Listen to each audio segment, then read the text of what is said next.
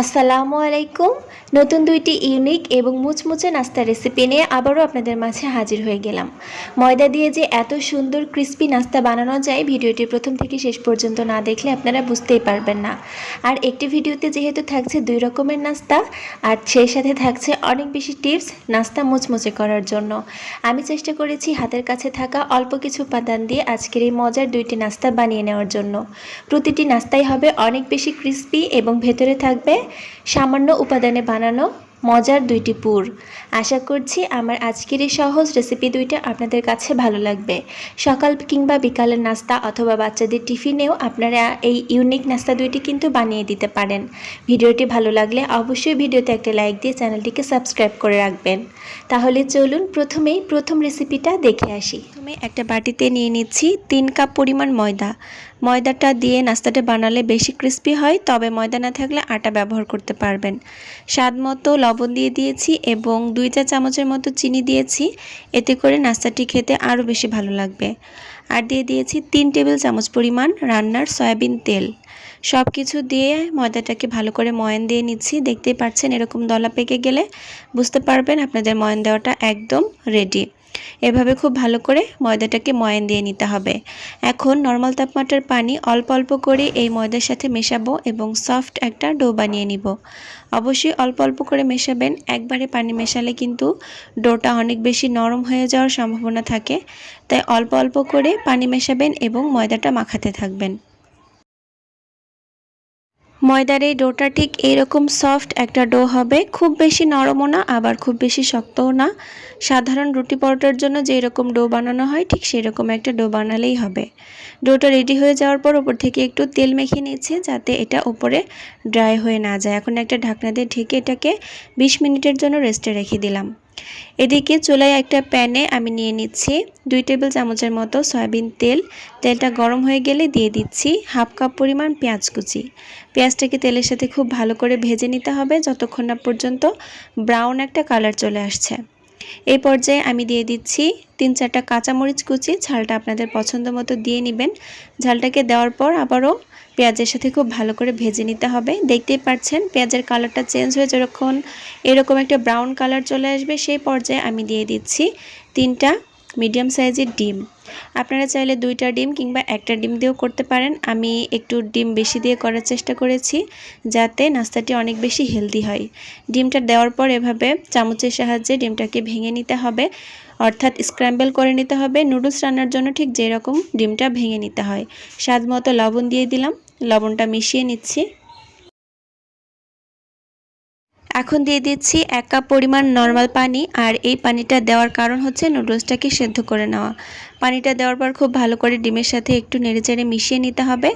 আর আমি এখানে নিয়েছি 2 প্যাকেট পরিমাণ ইনস্ট্যান্ট যে নুডলস পাওয়া যায় 10 টাকা দামের, আমি সেই নুডলস 2 প্যাকেট নিয়ে নিয়েছি আর এরকম ছোট ছোট করে ভেঙে নিয়েছি।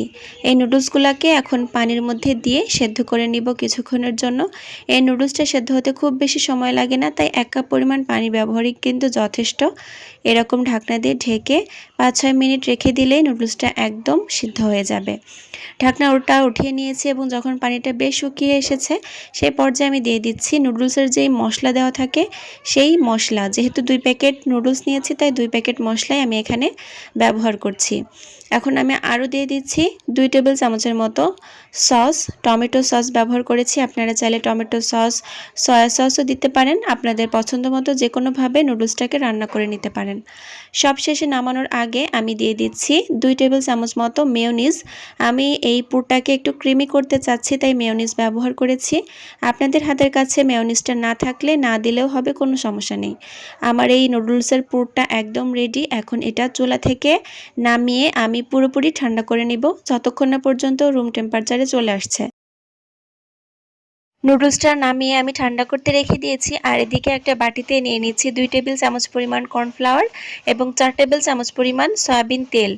এই তেল এবং কর্নফ্লাওয়ার দিয়ে একটা স্মুথ ব্যাটার তৈরি করে নিব। এটা পরবর্তীতে নাস্তা তৈরি করতে আমাদের কাজে লাগবে। কর্নফ্লাওয়ার আপনাদের কাছে না থাকলে আপনারা ময়দা দিয়ে এই মিশ্রণটা বানিয়ে নিতে পারেন। 20 মিনিট পর ময়দার এই ডোটা থেকে আমি ঢাকনা সরিয়ে নিয়েছি এবং 20 মিনিটে কিন্তু ময়দার ডোটা একদম পারফেক্টলি সেট হয়ে গিয়েছে এবং অনেক বেশি সফট হয়ে গিয়েছে। আমি এই ময়দার ডোটা থেকে ছোট ছোট লেচি কেটে এরকম গোল গোল করে শেপ দিয়ে রেখেছি যাতে নাস্তাটা বানাতে সুবিধা হয়। এটাকে ঢেকে আবারও একটা সাইডে রেখে দিলাম। এখন একটা একটা ছোট ছোট লেচি নিয়ে নিব এবং রুটি বেলার মাধ্যমে নাস্তার যে প্রসেসিংটা সেটা শুরু করব। আমি চারকোনা টাইপের একটা রুটি বানিয়ে নিতে চাচ্ছি, দেখতেই পাচ্ছেন আমি কিন্তু গোল শেপ দেইনি, এরকম কোনো রকম চারকোনা টাইপের একটা শেপ দিয়ে নিলেই হবে এবং মোটামুটি রুটি পরোটার মতো পাতলা হলেই হবে। যে কর্নফ্লাওয়ার এবং তেলের মিশ্রণটা বানিয়ে রেখেছিলাম সেটার উপর থেকে খুব ভালো করে মেখে দিচ্ছি। আর চারকোনা পরোটার জন্য যেরকম ভাঁজ দেওয়া হয় একটার উপর আরেকটা, ঠিক সেরকম করে আমি ভাঁজ দিয়ে নিচ্ছি। এইভাবে দেখতেই পাচ্ছেন। আসলে এই ভাঁজটা বা এই প্রসেসটা আপনাদের একটু দেখেই বুঝে নিতে হবে। আমি ঠিক চারকোনা পরোটার জন্য যেরকম ভাঁজ দেওয়া হয় পরোটাকে, আমি সেরকম করেই এই ভাঁজটা দিয়ে নিলাম। এভাবে প্রত্যেকটা লেচিকে এরকম পরোটার মতো শেপ দিয়ে তৈরি করে রেখে দিব এবং প্রত্যেকটা যখন বানানো হয়ে যাবে তখন একটা একটা করে যে শেপ দিয়ে রেখেছিলাম সেটা নিয়ে নিব এবং আবারও এরকম চারকোনা টাইপের একটা পরোটা বেলে নিব। দেখতেই পাচ্ছেন পরোটাটা আবারও পাতলা টাইপের করে বেলে নেওয়ার পর উপর থেকে কর্নফ্লাওয়ার এবং তেলে সেই মিশ্রণটা আবারও ভালো করে মেখে নিব এবং আবারও একটা চারকোনা পরোটার ভাঁজ দিয়ে নিব। ময়দার ডোটুকু থেকে ঠিক যে কয়টি লেচি আমি কেটে নিয়েছিলাম আমি কিন্তু প্রথমেই সবগুলো লেচিকে একই রকম করে এভাবে ভাঁজ দিয়ে রেখে দিয়েছি এবং দ্বিতীয়বার আবার সেই প্রথমে যে লেচিটা নিয়েছিলাম সেটা থেকে শুরু করে দুইবার কিন্তু আমি ভাঁজ দিয়ে নিয়েছি। তার মানে প্রত্যেকটা লেচিকে দুইবার করে পরোটা শেপে ভাঁজ দিয়ে নিতে হবে। আর এভাবে দুইবার ভাঁজ দিয়ে নেওয়ার কারণে এই নাস্তাটির মধ্যে অসংখ্য লেয়ার ক্রিয়েট হবে এবং ভাজার পর অনেক বেশি মুচমুচে হবে। এজন্যই আমি আসলে এই প্রসেসিংটা ইউজ করেছি। আপনারা যদি চান জাস্ট একবার পরোটা শেপে ভাঁজ দিয়েও কিন্তু নাস্তাগুলোকে ভেজে নিতে পারেন, তবে সেক্ষেত্রে কিন্তু লেয়ারগুলোর সংখ্যায় অনেক কম হবে। দেখতেই পাচ্ছেন আমি দ্বিতীয়বারের মতো লেচিগুলোকে এভাবে সবগুলো একসাথে ভাঁজ দিয়ে নিয়েছি। আর এখন একটা একটা করে লেচি নিয়ে নিব এবং পরোটার মতো পাতলা করে বেলে নিব। খুব বেশি মোটা বা খুব বেশি পাতলা হবে না, স্বাভাবিক একটা পুরুত্ব হলেই হবে। চেষ্টা করবেন এই রুটি বা পরোটাটা যেন একটু চারকোনা টাইপের হয়। রুটিটা বেলে নেওয়া হয়ে গেলে ঠিক মাঝ বরাবর আমি নুডলসের পুরটা দিয়ে নিয়েছি এবং একটা সাইড আমি নুডলসের পুরের উপরে উঠিয়ে ঢেকে দিলাম এবং ঠিক তার বিপরীত সাইডটা আমি উঠিয়ে নুডলসটার উপরে দিয়ে সিল করে নিলাম এবং বাদ বাকি যে দুইটা বিপরীত সাইড খালি ছিল বা সিল করা বাকি ছিল সেই দুইটা সাইডও আমি একটার উপর আরেকটা উঠিয়ে সিল করে দিলাম। দেখতে পাচ্ছেন চারকোনা টাইপের একটা শেপ হয়ে গিয়েছে। আর এই সিলগুলো একটু হাত দিয়ে চেপে চেপে ভালো করে লাগিয়ে দিবেন, এতে করে এটা খুলে আসবে না খুব সহজে। আপনারা দেখে নিশ্চয়ই বুঝতে পেরেছেন আমি কিভাবে নাস্তাটি বানিয়েছি। এখন এগুলাকে ভেজে নেওয়ার জন্য আগে আমি চুলায় পরিমাণ মতো তেল গরম করতে দিয়েছিলাম। তেলটা সামান্য গরম হতে হবে, খুব বেশি গরম তেলে কিন্তু নাস্তাগুলো ছাড়া যাবে না, তাহলে খুব দ্রুত ওপর থেকে কালার চলে আসবে, ভেতরে কিন্তু যে ক্রিস্পিনেসটা যে লেয়ার ক্রিয়েটগুলো হবে সেগুলো কিন্তু খুব ভালোভাবে বোঝা যাবে না বা খুলবে না। তাই অল্প গরম তেলে নাস্তাগুলোকে ছাড়তে হবে এবং চুলার জালটা একদম লোতে রেখে এই নাস্তাগুলোকে সময় নিয়ে উল্টে পাল্টে ভেজে নিতে হবে। দেখতেই পাচ্ছেন পছন্দ মতো কালার আসা পর্যন্ত নাস্তাগুলোকে আমি উল্টে পাল্টে ভেজে নিচ্ছি। মোটামুটি 10 মিনিটের মতো কিন্তু সময় লাগবে নাস্তাগুলোকে ভাজতে, না হলে এগুলোর যে ক্রিস্পিনেসটা আসল যে লেয়ার ক্রিয়েট হবে সেই লেয়ারগুলো কিন্তু বোঝা যাবে না। তাই চেষ্টা করবেন একটু সময় নিয়ে নাস্তাগুলোকে ভেজে নেওয়ার জন্য। আমি সবগুলা নাস্তা একে একে ভেজে নিয়েছি, দেখতেই পাচ্ছেন। আর এগুলা ঠিক কতটা মুচমুচে হয়েছে এবং ফুলকো হয়েছে আপনারা দেখে নিশ্চয়ই বুঝে গিয়েছেন। নাস্তাগুলা কিন্তু প্রত্যেকটা একই রকম ক্রিস্পি এবং ভেতরে কিন্তু ক্রিমি একটা পুরে ভরা। আমি একটা নাস্তা আপনাদেরকে একটু ভেঙে দেখাই, এটার মধ্যে ঠিক কতগুলা লেয়ার ক্রিয়েট হয়েছে আপনারা একটু দেখেন এবং ওপর থেকে ঠিক কতটা ক্রিস্পি দেখাচ্ছে। আর এই নাস্তাটি খেতে কিন্তু অসম্ভব মজার। আপনারা যদি বাসায় একবার ট্রাই না করেন তাহলে কিন্তু মিস করবেন। আমি বারবার বলছি এই নাস্তাটি কিন্তু খেতে অসম্ভব মজার। আশা করি আমার আজকের এই রেসিপিটা আপনাদের কাছে ভালো লেগেছে। এবারে চলুন দেখে আসি ২ নম্বর নাস্তার রেসিপিটা, যেটা অনেক বেশি ইউনিক, খাস্তা এবং ভেতরে আলু এবং ডিমের পুরে ঠাসা। ঘরে থাকা শুধুমাত্র একটি ডিম দিয়েই আমি আজকের এই মজার নাস্তাটি বানিয়েছি। তাহলে চলুন শুরু করা যাক। প্রথমে একটা বাটিতে আমি নিয়ে নিচ্ছি মেজারমেন্ট কাপের 2 কাপ পরিমাণ ময়দা। আপনারা চাইলে আটা ব্যবহার করতে পারেন। এখন আমি ময়দার মধ্যে দিয়ে দিব স্বাদ মতো কিছুটা লবণ। আপনারা আপনাদের স্বাদ অনুযায়ী লবণটা বাড়িয়ে কমিয়ে নেবেন এবং এই ডোয়ের স্বাদটা আরেকটু বাড়ানোর জন্য দিয়ে দিচ্ছি 1 টেবিল চামচ পরিমাণ চিনি। চিনিটা দেওয়ার চেষ্টা করবেন, এতে করে নাস্তার স্বাদটা অনেক বেশি ভালো আসবে। সবশেষে দিয়ে দিলাম 2 টেবিল চামচ পরিমাণ রান্নার সয়াবিন তেল। এখন এই উপকরণগুলো খুব ভালো করে হাতের সাহায্যে মিশিয়ে নিতে হবে। হাতের মধ্যে মুঠো করলে যদি ময়দাটা এরকম একটা দলা পাকিয়ে যায়, তাহলে বুঝতে পারবেন মেশানোটা একদম ঠিক আছে। এখন আমি দিয়ে দিচ্ছি নর্মাল তাপমাত্রার পানি। অল্প অল্প করে পানি মেশাবো এবং সফট একটা ডো বানিয়ে নিব। অবশ্যই অল্প অল্প করেই পানিটা মেশাবেন, না হলে ডোটা অতিরিক্ত নরম হয়ে যেতে পারে। সেক্ষেত্রে রুটি বেলতে কিন্তু অসুবিধা হবে। আমি অল্প অল্প করে নর্মাল তাপমাত্রার পানি মেশাচ্ছি এবং সফট একটা ডো বানিয়ে নিয়েছি। ডোটা এমন হবে, খুব বেশি শক্তও হবে না, আবার একেবারে আঠালো টাইপের নরমও হবে না। রুটি বা পরোটার জন্য যেরকম স্বাভাবিক একটা ডো বানিয়ে নিই আমরা, ঠিক সেরকমই একটা ডো বানিয়ে নিতে হবে। ওপর থেকে একটু তেল মেখে দিচ্ছি যাতে ডোয়ের উপরটা ড্রাই হয়ে না যায়। এখন একটা প্লেট দিয়ে এটাকে ঢেকে আমি 10 মিনিটের জন্য রেখে দিব। চুলায় একটা প্যানে আমি দিয়ে দিচ্ছি 2 টেবিল চামচ পরিমাণ রান্নার সয়াবিন তেল। তেলটা গরম হয়ে যাওয়ার পর দিয়ে দিচ্ছি হাফ কাপ পরিমাণ পেঁয়াজ কুচি। পেঁয়াজটাকে আমি ভেজে নিব ততক্ষণ পর্যন্ত, যতক্ষণ না পর্যন্ত এটা নরম হয়ে ব্রাউন একটা কালার চলে আসছে। চুলার জালটা মিডিয়াম টু লোতে রাখবেন, না হলে পেঁয়াজটা দ্রুত পুড়ে যেতে পারে। যখন এরকম একটা বাদামি টাইপের কালার চলে আসবে, সেই পর্যায়ে আমি দিয়ে দিচ্ছি 1 টেবিল চামচ পরিমাণ আদা এবং রসুন বাটা। আপনারা চাইলে এখানে আদা রসুনের গুঁড়াটাও ব্যবহার করতে পারেন। আদা রসুনটাকে দেওয়ার পর খুব ভালো করে পেঁয়াজের সাথে ভেজে নিতে হবে, যতক্ষণ না পর্যন্ত আদা রসুনের কাঁচা গন্ধটা চলে যাচ্ছে। কিছুক্ষণ ভেজে নেওয়ার পর আমি দিয়ে দিচ্ছি স্বাদ মতো লবণ, দিয়ে দিচ্ছি হাফ চা চামচেরও কম হলুদ গুঁড়া, দিয়ে দিচ্ছি প্রায় 1 চা চামচ পরিমাণ লাল মরিচের গুঁড়া এবং সবশেষে দিচ্ছি হাফ চা চামচ পরিমাণ চাট মশলা। আপনারা চেষ্টা করবেন চাট মশলাটা দেওয়ার জন্য, তবে হাতের কাছে না থাকলে 5 টাকা প্যাকেট যে মিনি প্যাকের ম্যাজিক মশলা পাওয়া যায় ম্যাগি কোম্পানি, সেটা দিতে পারেন। সব কিছু মিশিয়ে নেওয়ার পর দিয়ে দিচ্ছি আমি আগে থেকে সেদ্ধ করে ম্যাশ করে রাখা 4টা মিডিয়াম সাইজের আলু। আপনারা আপনাদের নাস্তার পরিমাণ অনুযায়ী আলুটাও বাড়িয়ে বা কমিয়ে নিতে পারেন।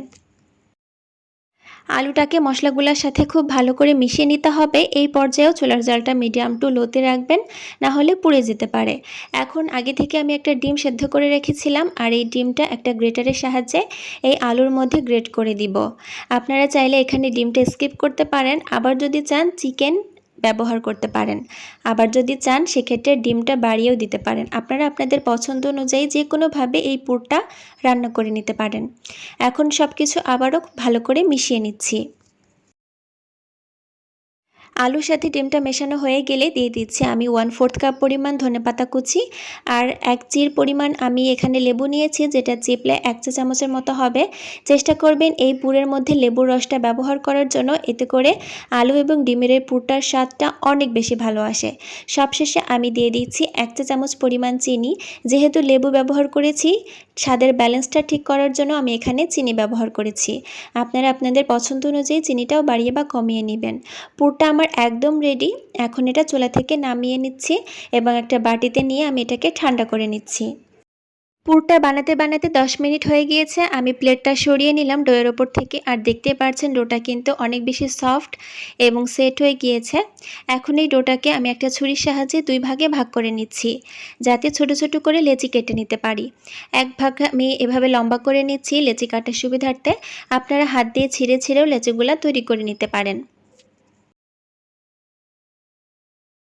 এখন এই লেচিগুলাকে আমি আঙুলের সাহায্যে ঘুরিয়ে ঘুরিয়ে একটু সমান করে নিচ্ছি, যাতে নাস্তা বানানোর সুবিধা হয়। চেষ্টা করবেন সবগুলো লেচি একই রকমভাবে এভাবে সমান করে রেখে দেওয়ার জন্য, এতে করে নাস্তা বানানোর সুবিধা হবে। আমি একই রকম করে সবগুলো লেচি এভাবে গোল গোল করে নিয়েছি এবং আবারও ঢাকনা দিয়ে ঢেকে রাখলাম।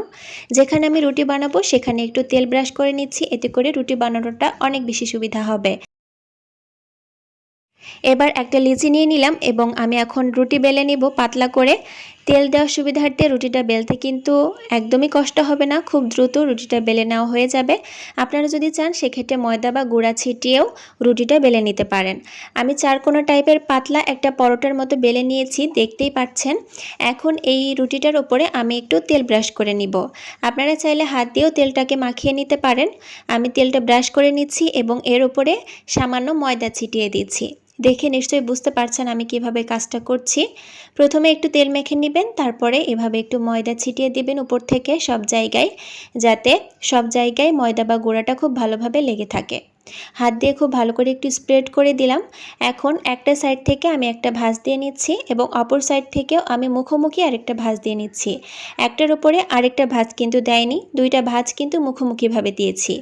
এই ভাঁজ দুইটার উপরে আবারও একটু তেল ব্রাশ করে নিলাম এবং আবারও একটু ময়দা ছিটিয়ে দিচ্ছি। এখন এর মাঝখান থেকে আমি আরেকটা ভাঁজ দিয়ে নিচ্ছি। দেখে নিশ্চয়ই বুঝতে পারছেন, আপনারা একটু চেষ্টা করবেন ভিডিওটা দেখে বুঝে নেওয়ার জন্য। এখন এই লম্বা ভাঁজটাকে আমি একটু রোল করে নিচ্ছি। নাস্তার এই শেপটা দেওয়া কিন্তু খুবই সহজ, কয়েক সেকেন্ডের মধ্যে হয়ে যাবে যেহেতু তেল মেখে নিয়েছিলাম। দেখতেই পাচ্ছেন রোল করার পরে কিন্তু অনেকগুলো লেয়ার ক্রিয়েট হয়েছে। এখন এই পুরো রোলটার মাঝখান বরাবর আমি কেটে দুই ভাগে ভাগ করে নিলাম এবং আপনাদেরকে দেখিয়ে দিই এর মাঝখানে কিন্তু অনেক বেশি লেয়ার ক্রিয়েট হয়েছে, দেখে নিশ্চয়ই বুঝতে পারছেন।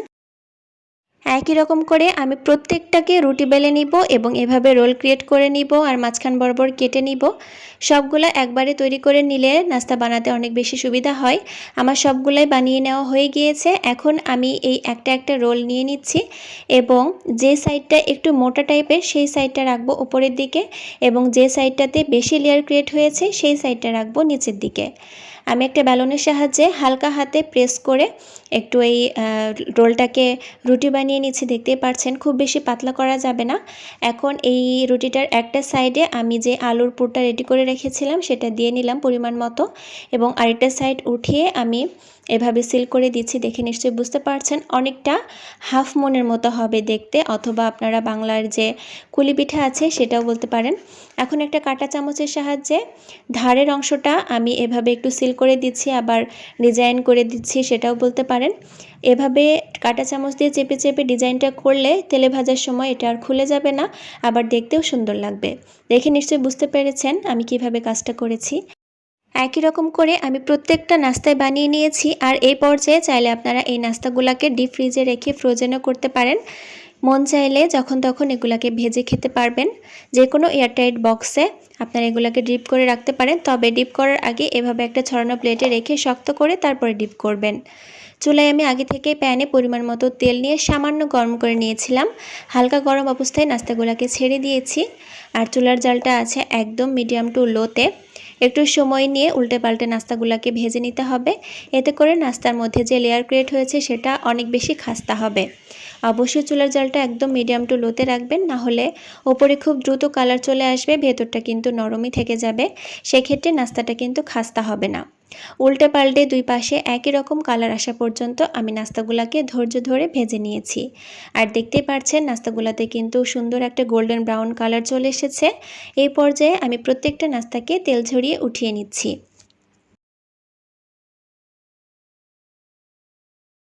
এরই মাঝে আমার মজার ক্রিস্পি খাস্তা নাস্তা একদম রেডি, যেটা আলু এবং ডিমের পুরে ঠাসা। বাড়িতে থাকা মাত্র একটি ডিম এবং কয়েকটি আলু দিয়েই আমি এই মজার ক্রিস্পি নাস্তাটি বানিয়ে নিলাম, দেখে নিশ্চয়ই বুঝতে পেরেছেন আপনারা। আর এই নাস্তাগুলা খেতে কিন্তু অনেক মজার, ওপর থেকে অনেক বেশি ক্রিস্পি হয় আর ভেতরে তো আলুর পুরে একদম ঠাসা, যেই পুরটা আমি অনেক বেশি মজা করে বানিয়ে নিয়েছি। আশা করি আমার আজকের এই সহজ রেসিপি দুইটা আপনাদের কাছে ভালো লেগেছে। নতুন কোনো রেসিপি নিয়ে আবারও হাজির হয়ে যাব। আল্লাহ হাফেজ।